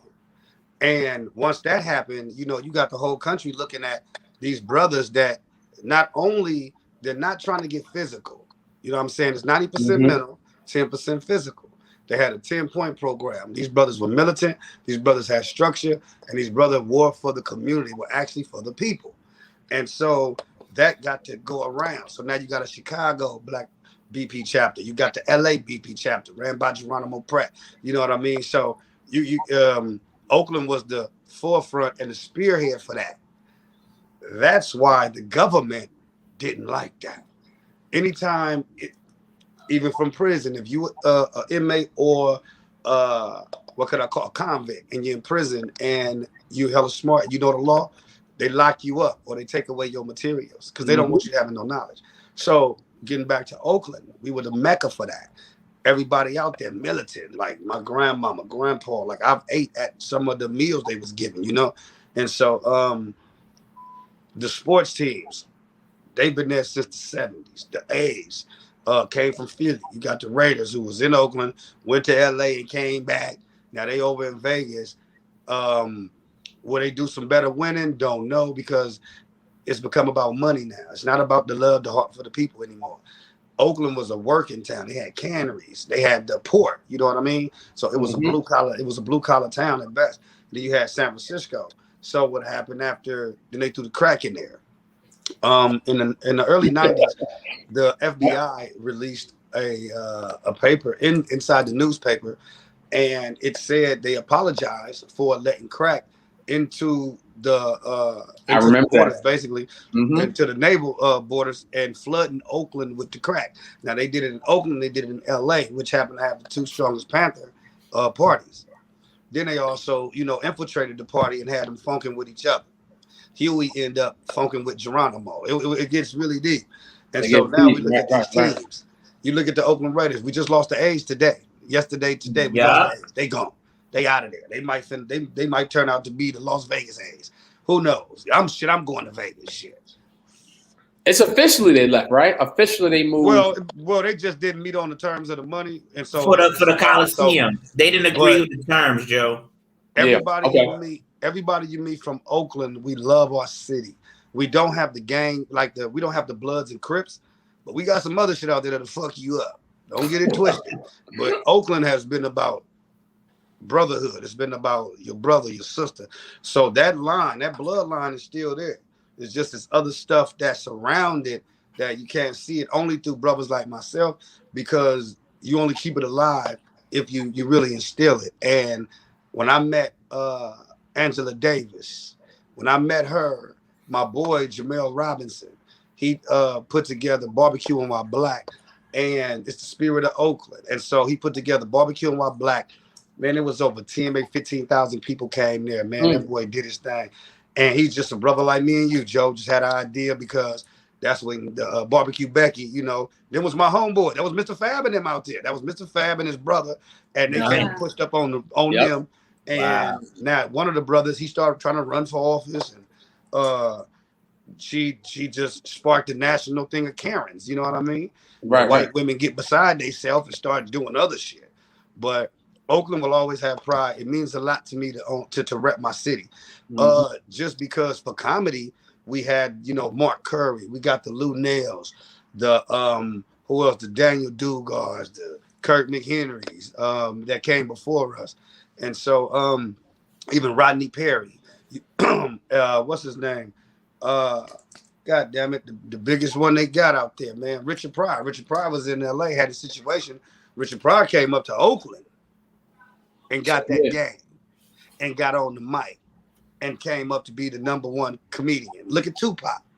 Tupac was over there in Lee St. Crooks, born over there in New York, come over to the town. He over there in Marin. He get with Oakland. He said, if there's any city I would claim, it will be Oakland. And then now, he went around everywhere, but wherever Pac got money, right. Wherever you you gave Pac some money, he'll claim your shit. Nah, you right though. Joe Hill shirt on right now. You give Listen, the love is definitely here in Oakland, and me, being stopping through here for the last 10 years and now moving out here is definitely a city I want to be a part of. And I got to get Tiff in here. Get in here, Tiff. I met Jerry because of you, and then I actually moved. I'm like, wait a minute, Tiff? Oh shit, man, that's the homie. Yes. So Jerry, you told your story about being in prison, and you had people in a friend in there that told you that you should do comedy, but what did you think you were gonna do? You said you were enrolled in college. What did you think you were going to do coming out of prison after serving 13 years in prison? What was your plan? Okay, the first thing I had to do was understand my position. I understand that I was a 22-year-old black man, basically still a kid. When I look back on it, you 22, you still a fucking kid. I was a kid. Still living with my grandmother. I was still taking care of my siblings, my brothers and sisters. And when I got out, I was a 34-year-old black man, minimal job experience, education, what they say, some college, because I started going to college when I got cracked, but I didn't have a clear plan. But what I did know was that I was going to need funding. I knew I was going to need some money. So Barack Obama, people, he didn't do nothing for the black folks. No, Barack put money where you had to work to go get it. Barack put money in the schools. Barack put money in certain programs. You just had to enroll into the program and you can get the money. So when I found that out, I said, well, let me go to college. Let me go do something here, get an AA in something. I'll figure it out. College student changes your major 7 times anyway. So I'm like, well, let me go check it out. So when I had my homegirl, she started picking my classes. So when I get there, the classes she picked was all full. So I had to find 12 units. I end up just popping 16. The more units, the more money. So I was like, okay, this is what I'm gonna do. And so I went to mass communications. I ain't know what it was. It was just, the shit was open. Come to find out, it was the best decision. It was the best move of my life because it was radio and television. It was what I was made for. But this is how things happen. So I didn't have a clear plan, but I knew I needed money right there. And I did. The only 2 things I had that I knew that I could build off myself was I was going to be a personal trainer due to I was doing it up in there. You know what I'm saying? Got a cool little body on me, you feel me? Where I could be a personal trainer because I looked at the personal trainers today. They didn't have no muscles. I said, how you a personal trainer? You ain't got no muscles. What the fuck are you training? Right? So that was ill to me. I was like, wow, that's big. It was a shock. So I was like, I was going to do that. And then the part of me that had been incarcerated really long was thinking like, I cut hair. You know what I mean? I had my own little barber spot in prison called Lucky Cuts, right? So I used to have to cut hair, whatever. So I said, okay, I'm gonna get out here. I'm gonna cut hair. I didn't know that the price of haircuts was so sky high, and so I was like, oh man, I could really make some money now. But then they came with all these different cuts. I was like, oh shit. You had to go to school and learn it again. But that was my that was pretty much it for me, was be a barber or something like that and try to figure it out and just take advantage of every day and try to make something happen. I didn't know that I was gonna be a comedian for goddamn show. I didn't know that. I mean, I still work now. I was working. I had worked at the Port of Oakland at this. It was like a subsidiary of it, and they was building homegrown talent. I ended up after about 1.5 years becoming a supervisor. Then the company imploded. I was going to make $40,000 a year, fresh out of prison. I was going to make $40,000 a year. I was like, oh man, it was just my transferable skills. You know what I mean? So it was what I was doing in there. It wasn't nothing I was doing out here. So it was just hard work. It's just the only difference is you know how to live and survive in a city or ghetto one way. When you come out, you can't even look that way. You have to figure something out. Now, what's gonna happen along the road as you figuring it out? That's where the comedy comes in at. Because shit get funny. How do you think prison life, prepared you for what you do now, comedy? Like, how does it correlate? Like the things that you learn, like discipline or whatever it is. That's number one. Some of the things I picked up in prison, such as discipline, being a man of your word, having a good business hand. We got friends that they might be dope friends. You can hang out with them, drink with them, party with them. Oh, they dope. Party, just the best person to hang out with. But you better not loan them no money. You know what I mean? You better not do nothing in regards to business with them because their business hand is messed up. So you learn to keep it 100, like keep it real, keep it 1,000, whatever you want to put on it. Don't put it on your mama, put it on whoever. But you want to be a person of your word, and you want to mean what you want to say, what you mean, and mean what you say. And then how it prepared me for today. People. Well, I've always been a people's person, but prison was like a social experiment for me in a way because I encountered every kind of man you can think of, every race, and all that inside there in California because it's all different races. It's politics. It's all kind of shit, man. You already in jail, and then you're in jail, because you got the guard rules. You in jail. Now you got the guard rules. Now you got the rules of the convicts. Then you got your homie rules. Oh man, there's so much. You just go to sleep, wake up, pray, Lord, please don't let me get stabbed, don't let no bullshit happen. I need to get out of here. And so what it prepared me like, I would say that it prepared me just with a humbleness and a thankfulness. Just because I was looking at a life sentence. I was looking at 38 years to life. But because of my brain, my mental, I had studied the law. My last name, Law. What's in the name, right? I studied the law and I got to talk to the judge and I talked for my deal. They came off the 38 to life to 27 years. It was January 3rd. It was 1999. They hit me with they tried to hit me with 27 years. And I turned up. I turned the fuck up on that my lawyer, my attorney. I turned up on his ass right there in the courtroom. I asked for the judge. I'm like, you're not gonna do me like that. I'm only 22 years old. I had sat back here in these cells and I done seen cats get washed. No evidence, life. God damn, how you do that? But then when you talk to them and you see they can't even read, you start to understand, man, they taking advantage of you. They got people that can't read and can't write locked up that they just had them sign some shit. And when they got to prison, 3 years in, they worried, oh man, I got 6-7 years left. And then most say, let me see your paperwork, homie. No, homie, no, you don't. Nigga, this say LWAP, homie. This say life without. Or this say the biggest one, this say, how much time they told you got? They gave me 15, I'll do 12, have me sign the paper. Huh? No, this say 15 years to life. That means you got to do 15, and life in California meant life. Now they done eased up on some of the stuff, but it's still, they take your years away. So for me, it's just every day I wake up, everything I do, shit, getting on them planes, being drugged through the motherfucking sky at 500 miles an hour with your asshole 30,000 feet in the sky. Man, that's exhilarating. Because I was sitting in a jail cell doing nothing. When I went outside, nigga, we walked in a circle like a hamster, nigga, for over a decade, nigga. I'm cool with that. Yo, it makes me appreciate every breath you take. I was going to say, you're grateful. It make me appreciate the people I meet. It make me appreciate the encounters I have with people. Make me zen like I'm cool. Like I don't want no problem. I never want another confrontation with another human in my life. I don't want no problems. I don't want no issues. None of that. I don't do none of that.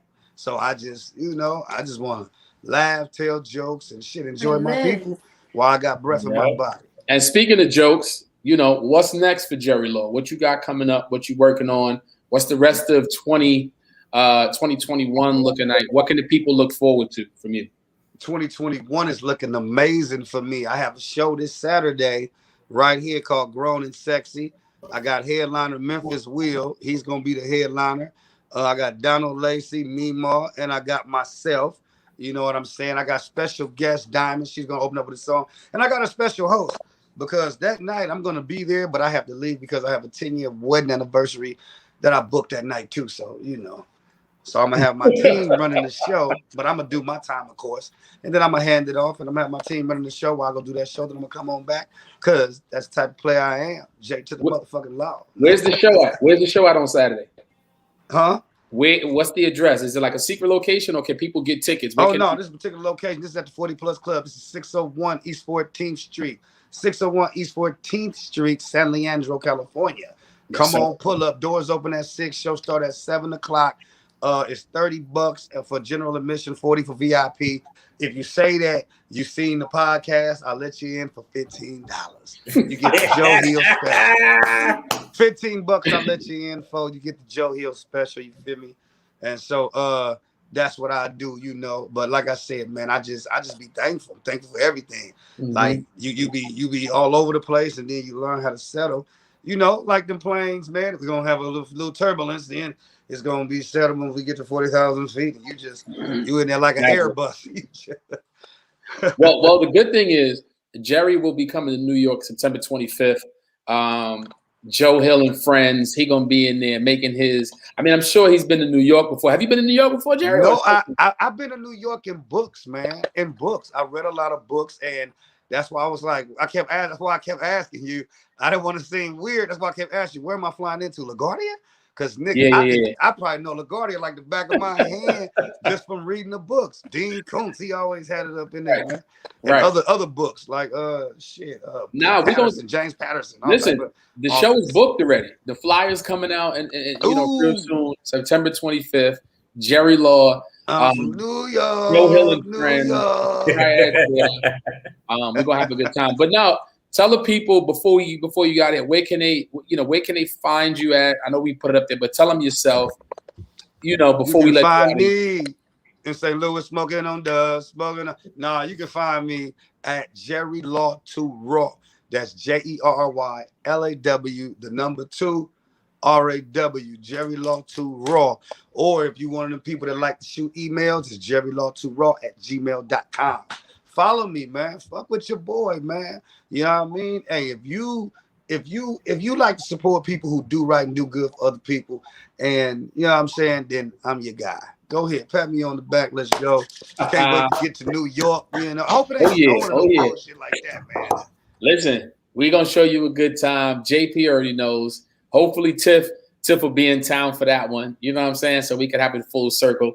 And we're going to chop it up. We're going to get you back on the show in the future and check on you and show that love and support as always. So make sure y'all follow my guy, Jerry Law. I'm out here in the Bay now too. I got traded like LeBron to the Lakers or AD to the Lakers. So I'm out here with my guy now. So you're going to be seeing us put together some more situations. So Jay, I appreciate you taking the time out to come on. Go kill that lobster tail and that steak.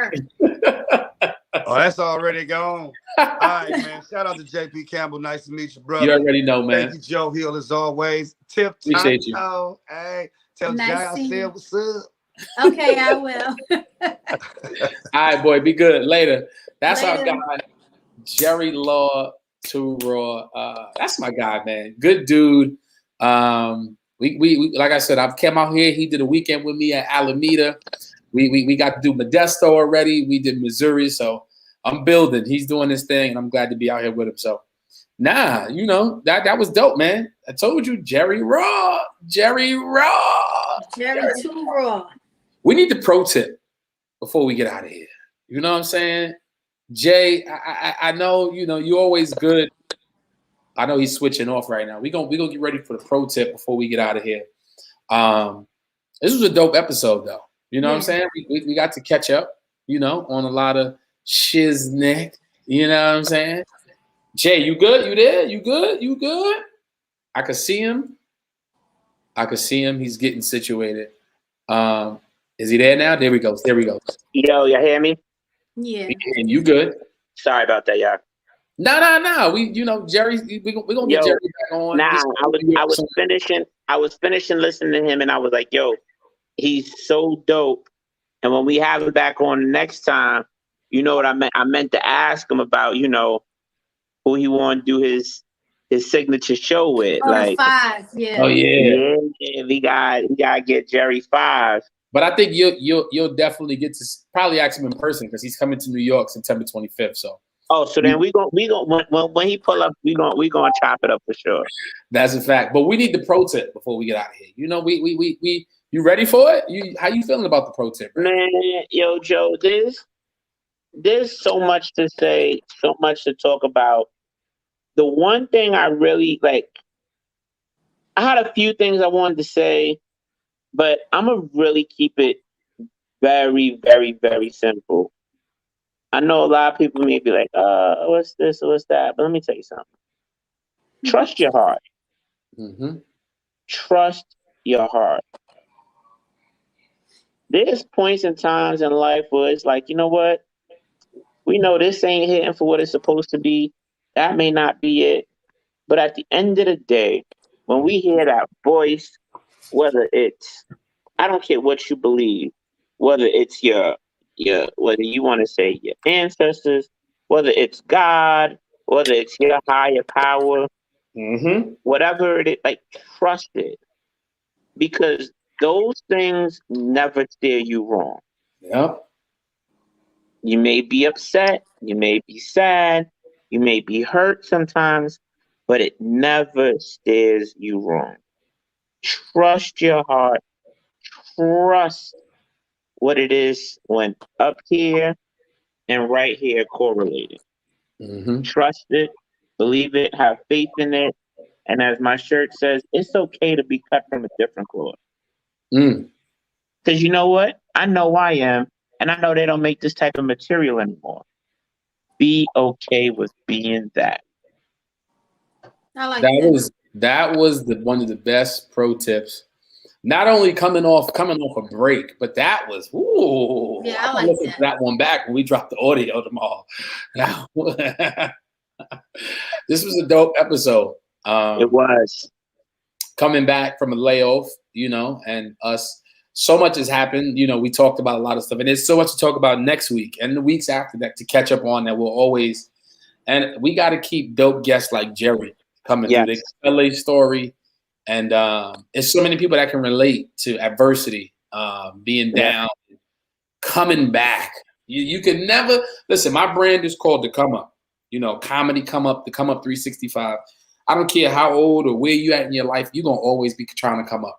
You're gonna always be trying to come up and find your place. So I'm glad I got to come back on the air with this, and this was a dope return episode. Shout out to everybody on the check-in. Appreciate y'all too. Let me give you y'all flowers. With everything going on in y'all lives, we able to come back on and connect with hella people. I already see the feedback right now. Everybody was sending me messages. Dope ass episode. Where y'all been? We miss Tiff. Where is the She T-shirts? Tell them where to get a She T-shirt, Tiff. Right on my Facebook page, you can cash at me. My website is not up and running yet. I got too much going on, but it's there. But I just didn't. I got you. I didn't do it. I didn't finish This is healing every day. This is healing every day. Yeah, we got some crop tops. Yeah. Some more hoodies, and I got some new stuff coming soon too. So that'll be dropping soon. So yeah, you can just cash at me or inbox me on Facebook and place an order. But I'm that's doing up. Shout out to Lloyd's Cat. Come on. You know the whole thing. Talk about it, Jay. Come on, Jay. Lloyd's Carrot Cake. We still moving. Thank you for supporting the family, supporting the brand. While we were going, I also want to give a big shout out to everybody who came through to Riverdale to the bakery to show love during my aunt and my father's birthday. That was a beautiful tribute. I want to say big shout out to my cousins, Loca, Brandon, my fam, my auntie Glenda, my uncle Erwin, the whole staff, the whole team. Salute. The rest of my cousins, Rick, Ray, Corinne, Kaylin. Like, it's all love, man. I just want to say thank y'all from the bottom of my heart for the support. We still rocking, man. Monday through Sunday. We down at 100th Street between 199th on Lex. And, we also in Riverdale with home bases. Come through, come get your desserts. Come get your merch. We just updated some of the new merch. I got some merch for y'all to send y'all. So I didn't forget. I got some little carrot cake merch for you, Joe, and for you, Tiff. So I need some cake when I come back to New York my next trip. I got pull up over there. Not a problem. Come check the website. We able to start shipping internationally and throughout the country now. Salute to those partners over there. Stay tuned. I'll be in New York August, so you gotta bring me some cake. I got you. I got your cake and your shirt. No worries. Yeah, usually we end the show on some closing remarks, but I feel like there's only one type of closing remark, and that is from Ray O'Neal. And like I told you earlier, you will know the truth, whether in this trial, better believe it. Yo, the hair is what's killing me. That's your show. What happened? He did that shit. That's what happened. He committed murder and defended himself with no professional training or help. And you got what you heard. Or dialogue. Like, listen, all I can say is